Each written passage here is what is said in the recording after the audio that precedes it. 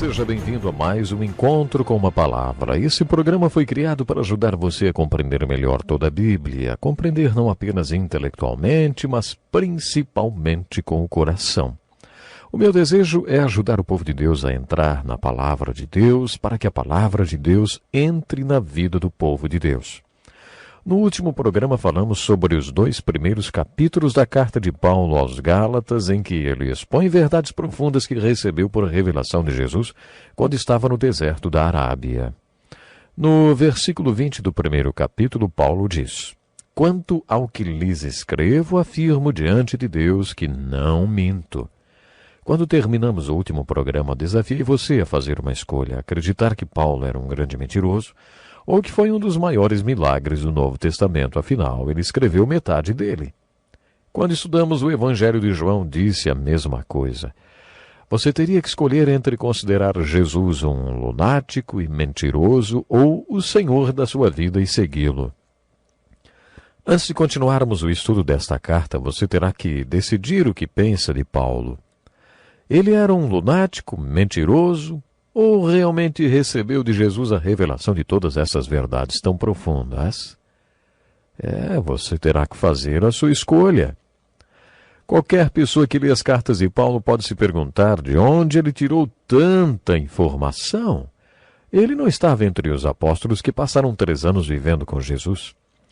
Ele conta nesta carta aos Gálatas que não foi para o seminário em Jerusalém.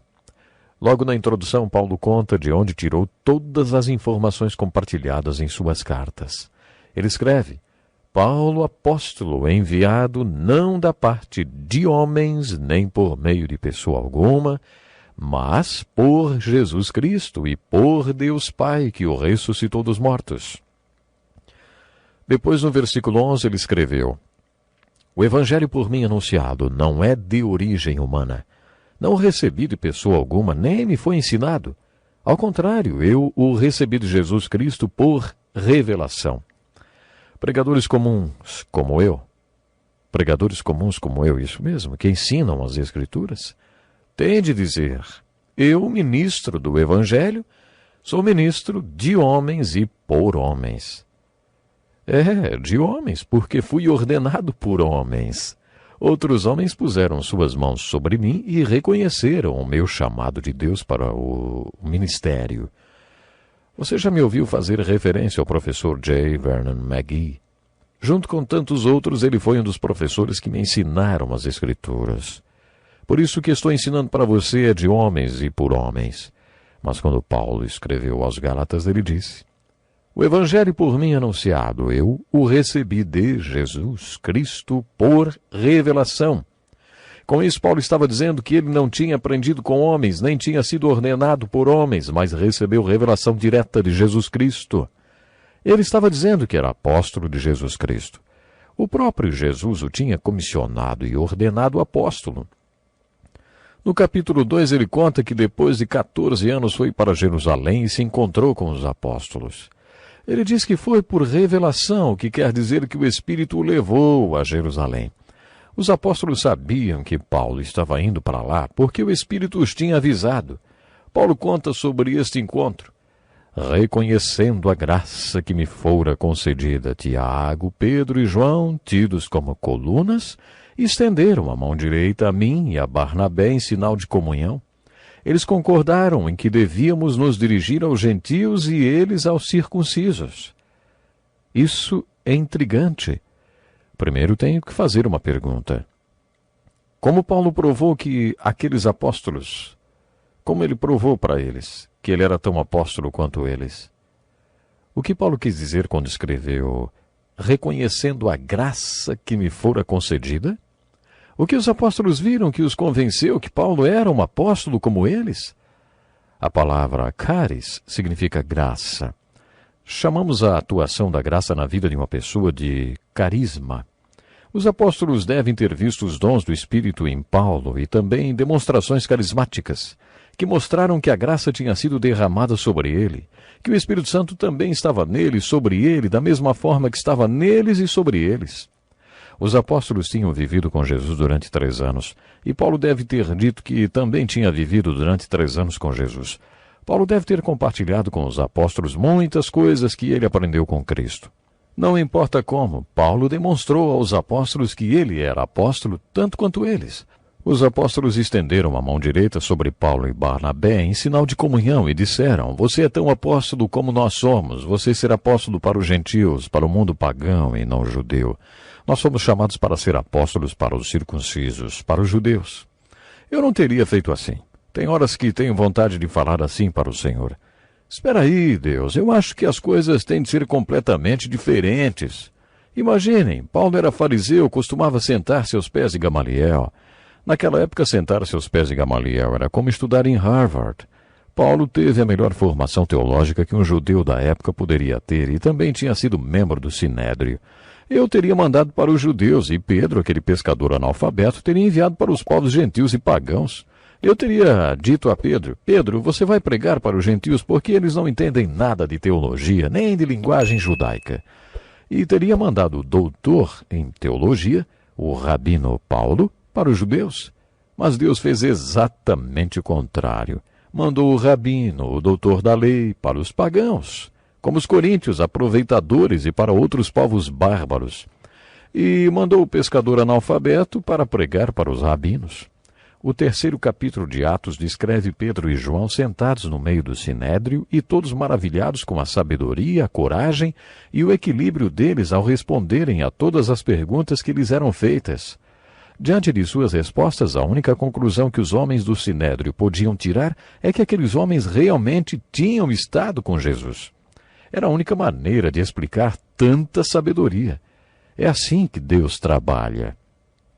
Apesar de John Wesley ter se formado em Oxford e de ter tido uma excelente atuação e inspirado por George Whitefield, pregou para trabalhadores simples do campo e de minas de carvão, para pessoas que tinham pouca educação.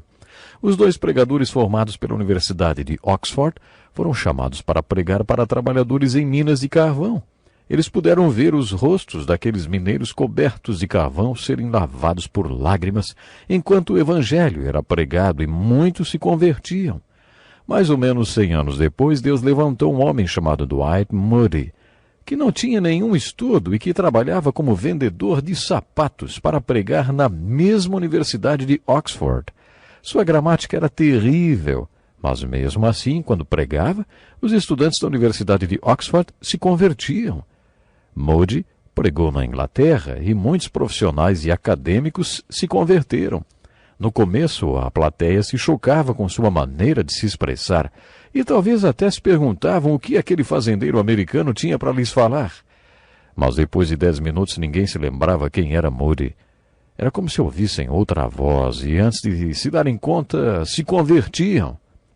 Acho que Deus tem um senso de humor muito bom. Acho que Deus gosta de pegar pessoas como George Whitefield e John Wesley, com excelente formação acadêmica, e levá-los para pregar para trabalhadores simples de minas de carvão.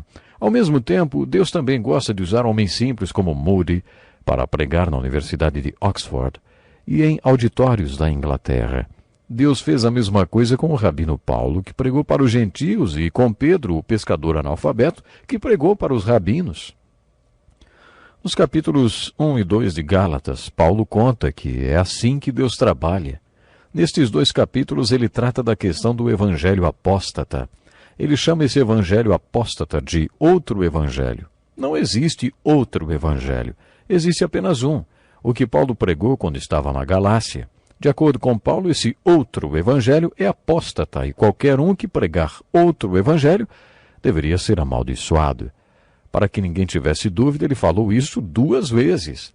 Depois, confrontando esse evangelho apóstata, ele falou sobre o seu evangelho. Ele diz: eu não aprendi este evangelho em nenhuma escola de rabinos, também não aprendi de homem nenhum. Não precisei ler livros para aprender sobre ele. Eu o recebi de Deus. Jesus o revelou para mim enquanto eu estava na Arábia, e este é o único evangelho que prego. É um evangelho único e absoluto. Como já mencionei, a carta aos Gálatas foi a única carta que Paulo escreveu de próprio punho. Para todas as outras cartas ele contou com um escrivão. Você está lembrado que ele tinha um problema da visão? Ele precisava mesmo de alguém que escrevesse para ele. Podemos concluir que o seu espinho na carne era um problema de visão que o levou a quase completa cegueira. Paulo diz que escreveu esta carta de próprio punho. Ele estava tão bravo que nem conseguiu esperar o escrivão chegar. Talvez nos últimos capítulos da carta ele tenha usado letras garrafais, porque mal conseguia enxergar. Tudo que falamos até agora sobre a carta de Paulo aos Gálatas foi apenas uma introdução. O conteúdo desta carta é muito semelhante ao da carta aos Romanos. Poderíamos até intitulá-la Carta de Síntese da Carta aos Romanos. Paulo estava muito tocado emocionalmente quando a escreveu. Mas por que ele estava tão emocional, vamos dizer assim? Porque a mensagem da graça que ele tinha pregado estava sendo contaminada. Lembre-se que estas cartas não foram organizadas na Bíblia de acordo com a data em que foram escritas. Elas foram compiladas conforme o seu conteúdo. Os estudiosos não sabem afirmar, com certeza, onde Paulo estava quando escreveu esta carta. Mas é certo que ele a escreveu na sua terceira viagem missionária. Alguns dizem que foi em Filipos, outros em Éfeso e outros em Corinto. Diante de tantas opiniões, só podemos concluir que ninguém sabe onde ele estava quando escreveu esta carta. Podemos fazer um estudo muito interessante se compararmos a carta aos Gálatas com o livro de Juízes no Velho Testamento. Você deve se lembrar que o livro de Juízes mostra que as consequências da apostasia são terríveis. E ainda hoje são. Se você não crê nas Escrituras, vai pregar sobre o quê? O que acontece se você não pregar o Evangelho nem as Escrituras? Este é o assunto da carta aos Gálatas. Nela, um evangelho apóstata é exposto pelo evangelho absoluto, pregado por Paulo quando ele esteve na Galácia. É uma pena, mas o meu tempo acabou. Antes de encerrar, quero passar uma tarefa para ser feita por você até o próximo programa. Vimos que Paulo estava muito bravo, porque o evangelho estava sendo confundido. Sua tarefa será ler outra vez a carta aos Gálatas e definir o evangelho apóstata e o evangelho absoluto que Paulo pregava. Tenho certeza que isso o ajudará a entender a mensagem de Paulo e a mensagem de Cristo. Até o próximo programa. Deus lhe abençoe grandemente.